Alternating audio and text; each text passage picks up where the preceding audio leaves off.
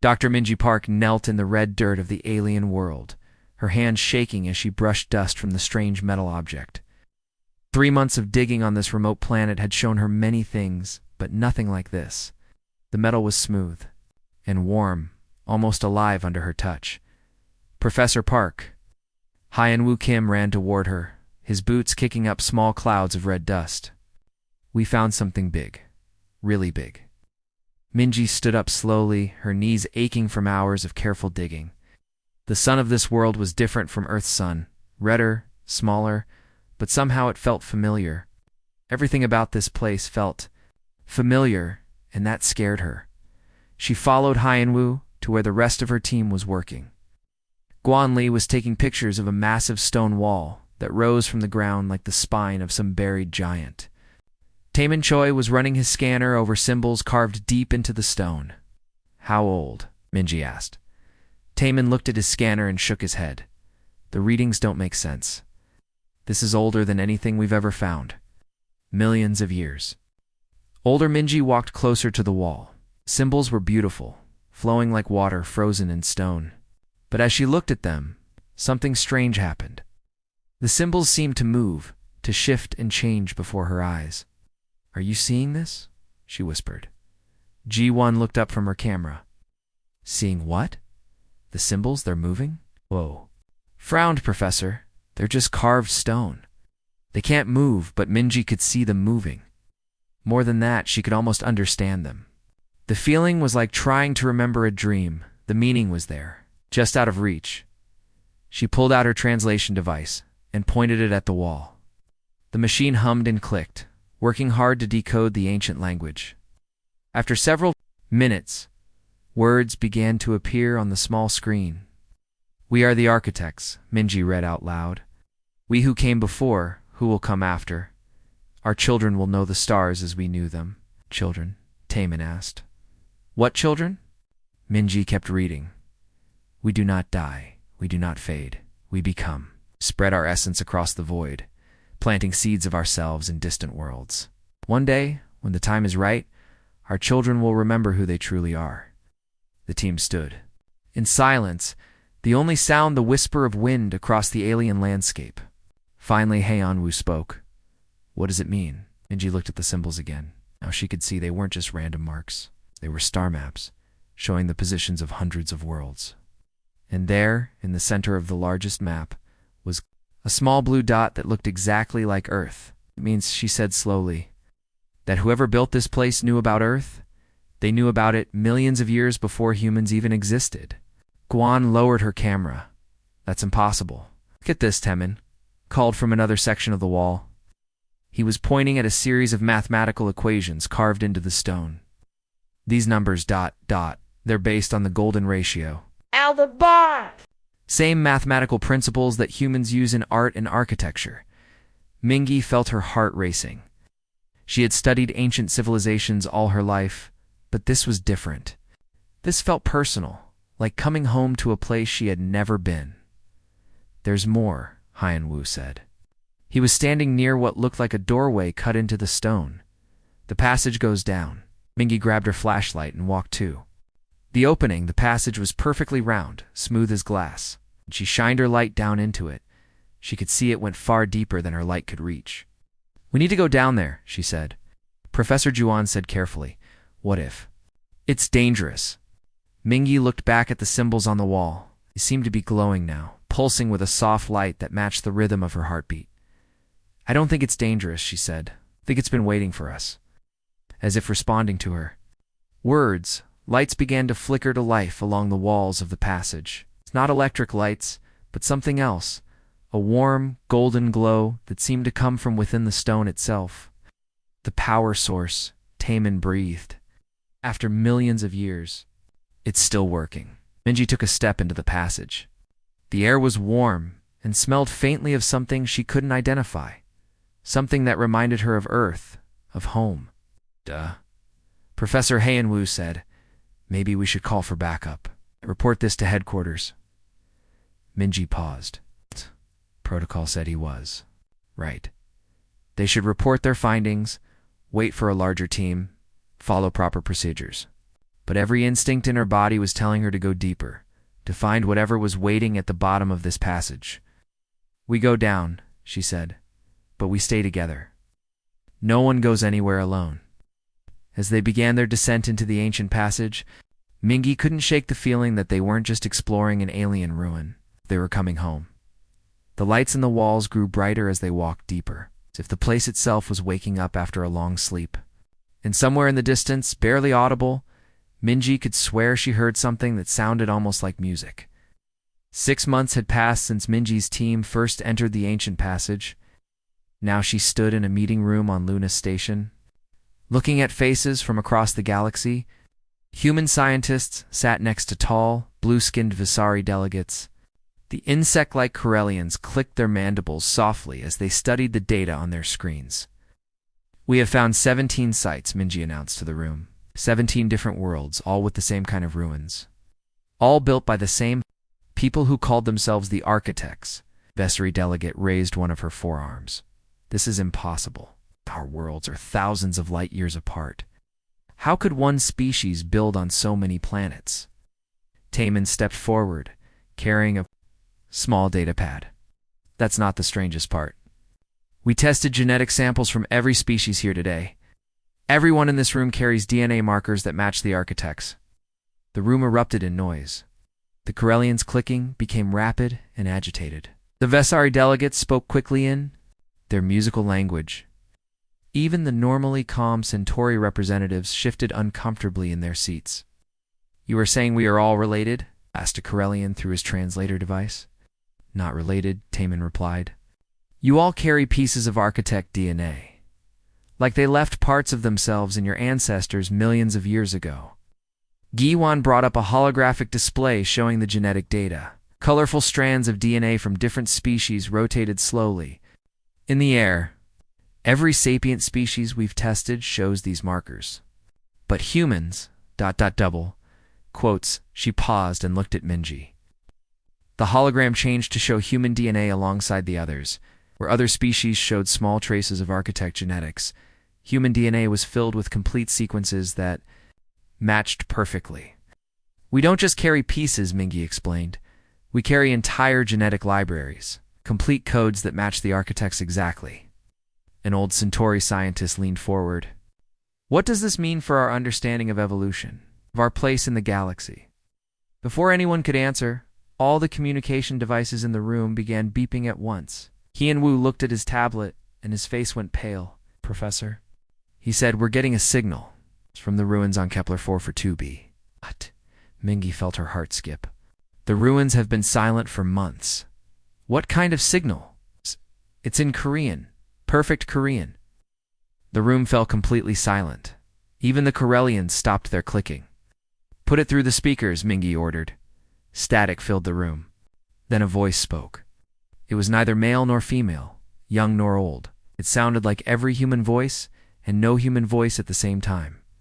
"The children have grown," the voice said in perfect Korean. "The time of forgetting is ending. It is time to remember who we truly are." The transmission ended, leaving the room in shocked silence. A Vesari delegate spoke first. "The signal was in your language. Only your language." "Why?" Mingy didn't have an answer.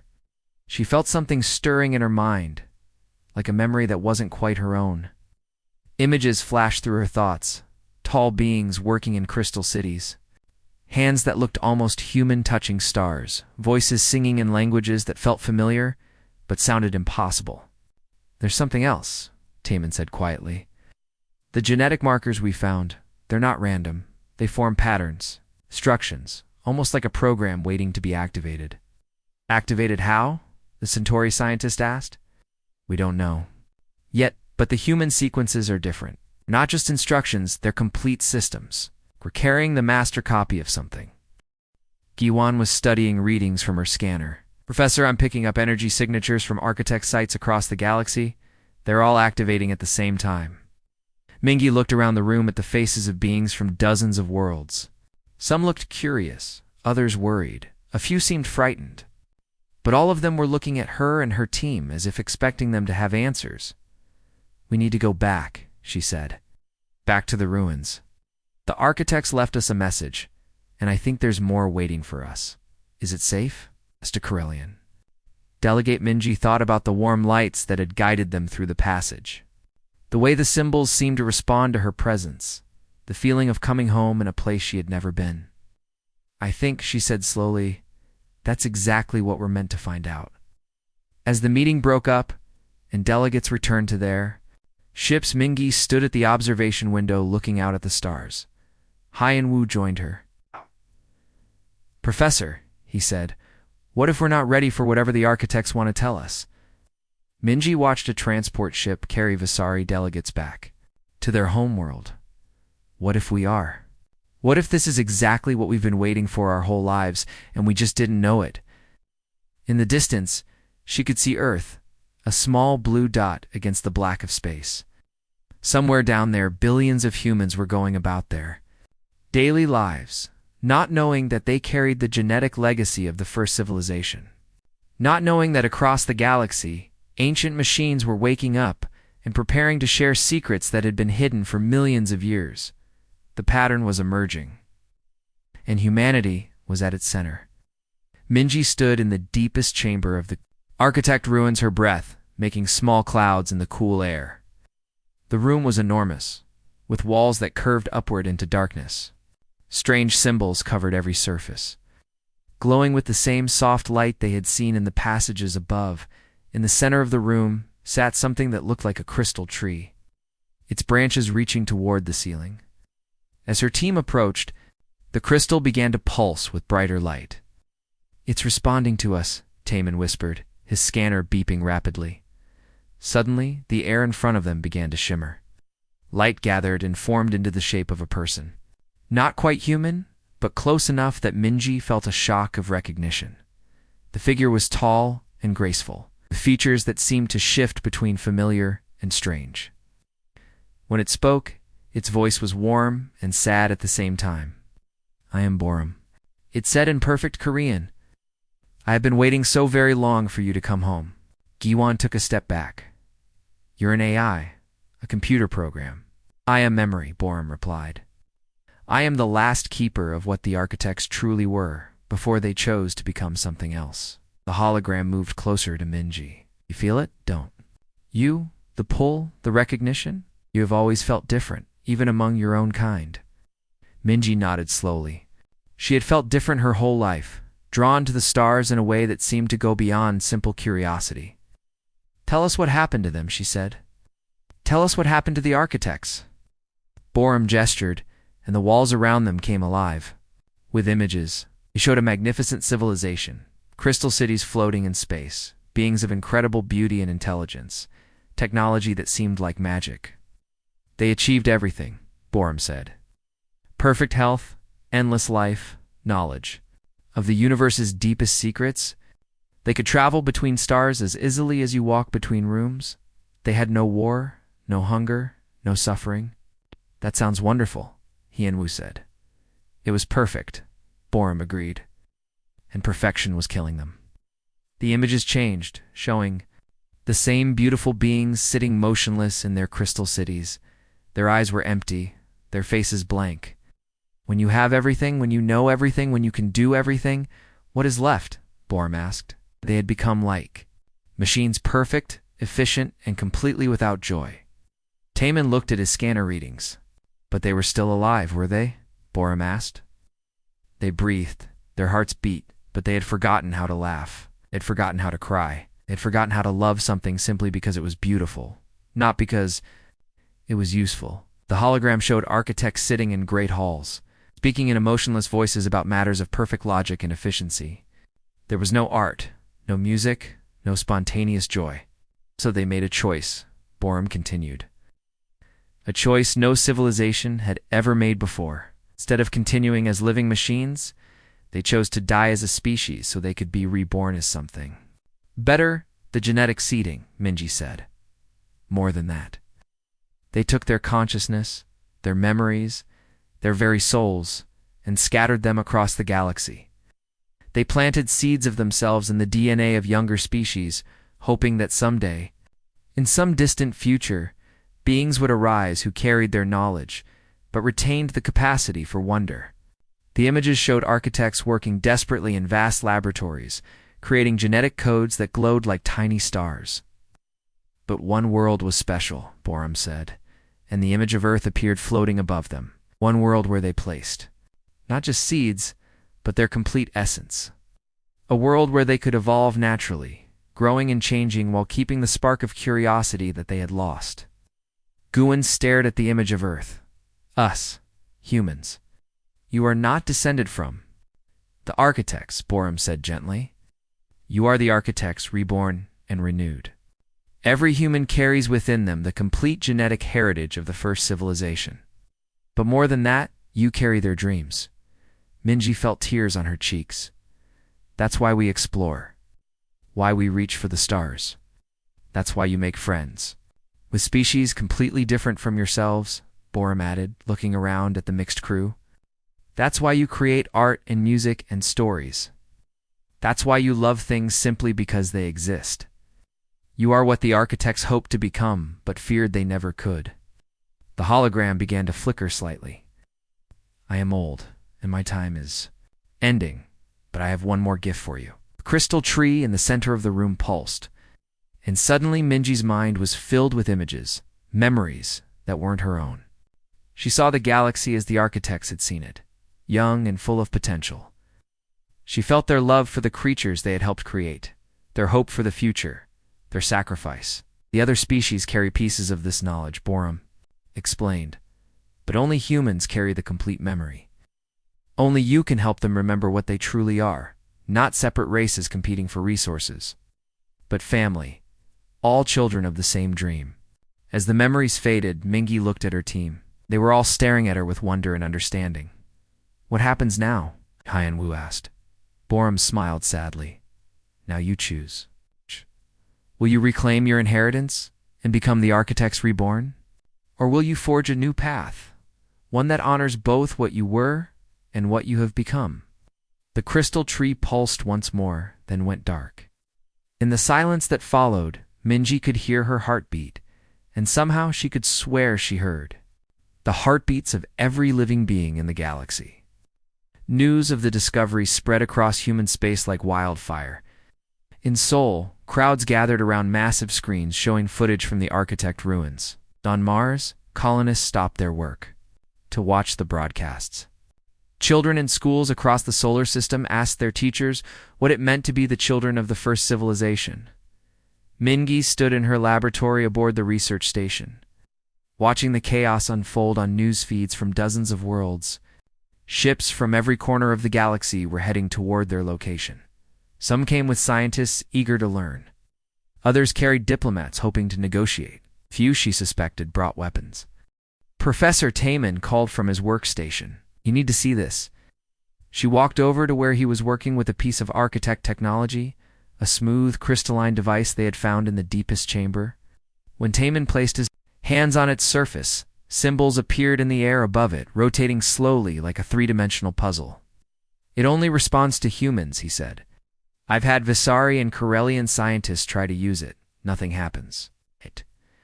But when any human touches it, the symbols shifted and rearranged themselves, forming what looked like star maps and mathematical equations.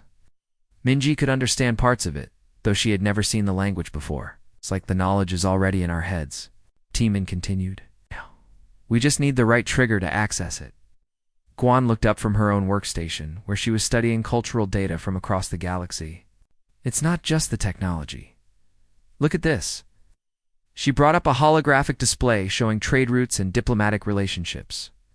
Humans have been in space for less than 200 years, but we've formed more interspecies alliances than civilizations that have been spacefaring for thousands of years, because we see them as friends, not competitors, Haiyan Wu added.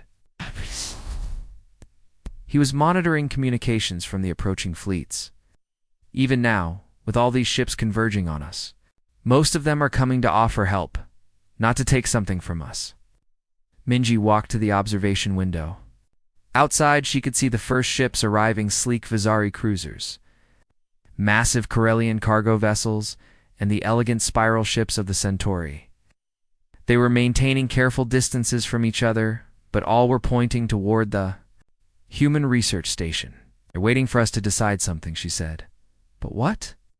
Borum's holographic form materialized beside her.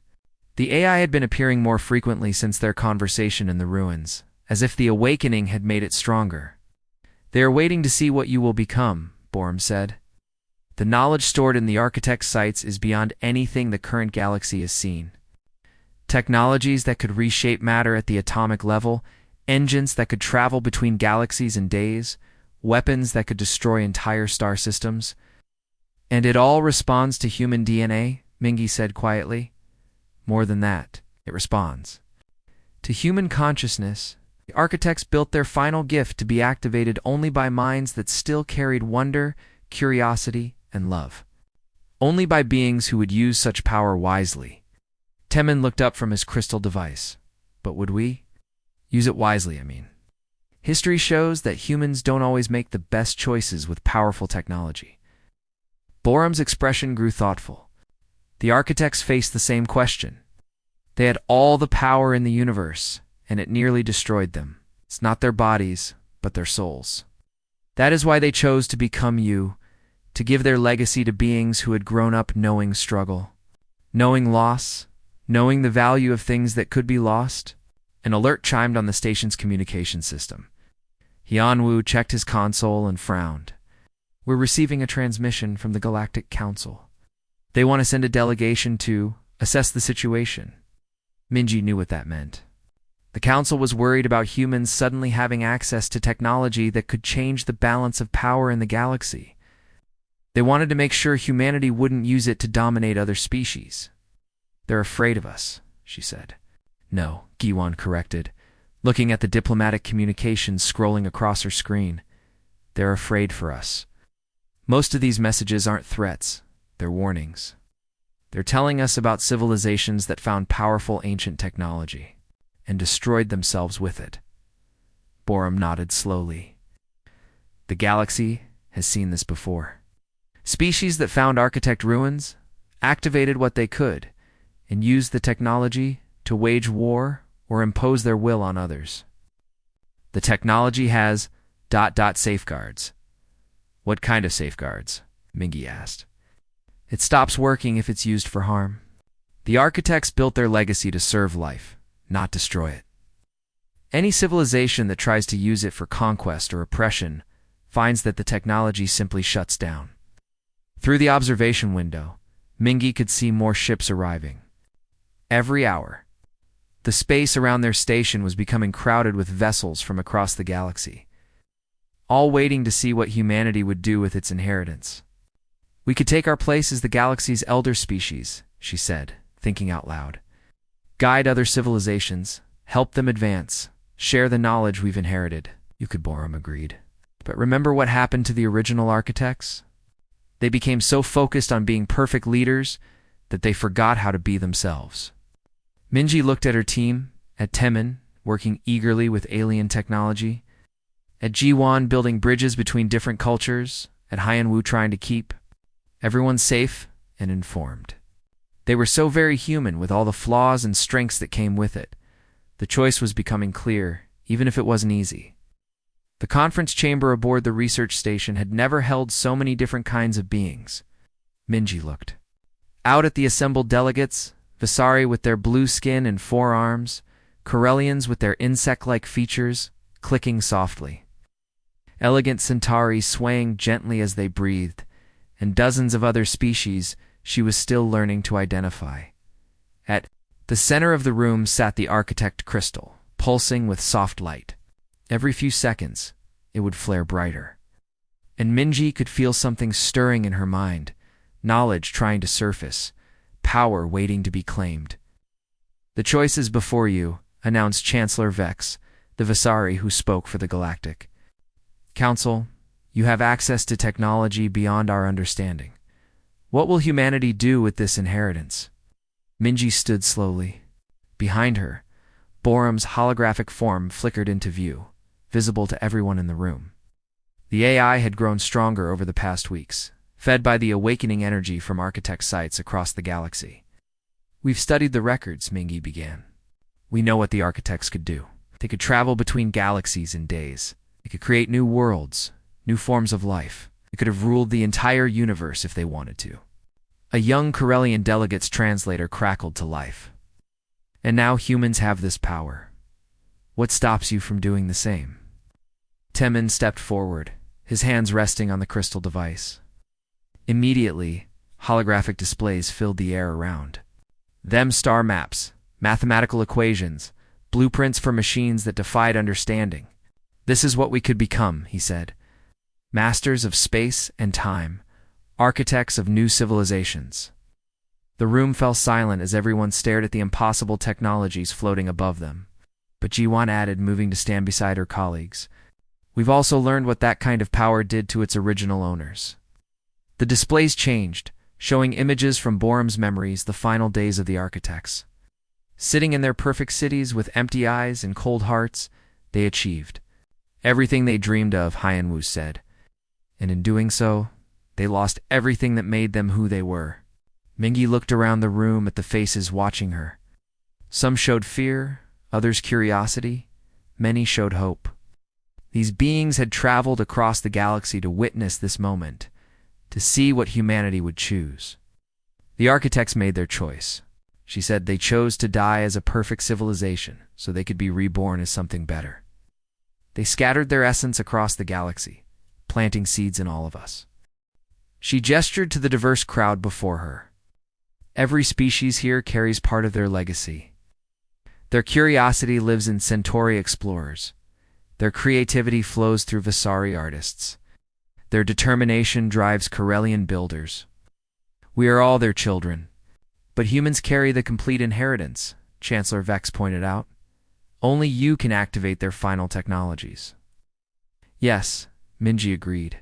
We carry their complete genetic code, their memories, their accumulated knowledge. We could claim it all and become the new architects. The crystal pulsed brighter, responding to her words. She could feel the power calling to her, promising solutions to every problem, answers to every question. But we won't, she said firmly. Shocked murmurs filled the room. The crystal's light flickered, as if surprised. We won't become the architects, Minji continued, because we learned from their mistake. True civilization isn't about having the most advanced technology or the most perfect knowledge. It's about growing together, learning from each other, staying connected to what makes us who we are. Borum stepped forward, his holographic form more solid than ever. You would reject your inheritance? You would transform it, Minji replied. The architects hoarded their knowledge, kept it to themselves until it made them cold and distant. We choose to share it. She turned to address the room. Every species here has something unique to offer. Visari, understanding of harmony, Corellian skill with complex systems, Centauri wisdom about time and patience. Instead of humans becoming the galaxy's rulers, we propose something different. Temin touched the crystal again. The holographic displays shifted to show something new, a network connecting thousands of worlds. With knowledge flowing freely between them, a galactic community, Jiwan explained, where every species contributes their strengths, where architect technology serves everyone, not just one dominant civilization. The knowledge won't be locked away in human hands, Hyanwu added. It will be adapted, modified, and improved by the best minds from every world. Chancellor Vex leaned forward. And you believe this will work? The power shared is power that won't corrupt? Minji smiled. The architects thought they needed to be perfect to be worthy of their power. We think the opposite. We need to stay imperfect, stay humble, stay connected to others who can remind us when we're going wrong. Borum's form began to shimmer and fade. Then you have truly understood their lesson, the AI said softly. Evolution, not restoration. Growth, not perfection. As the hologram disappeared, the crystal's light changed from cold white to warm gold. Around the room, delegates began talking excitedly in dozens of languages. The architect's final gift, Minji announced over the noise, will be a beginning, not an ending. The start of something they dreamed of, but never achieved, a galaxy where every species grows together, where technology serves life instead of replacing it.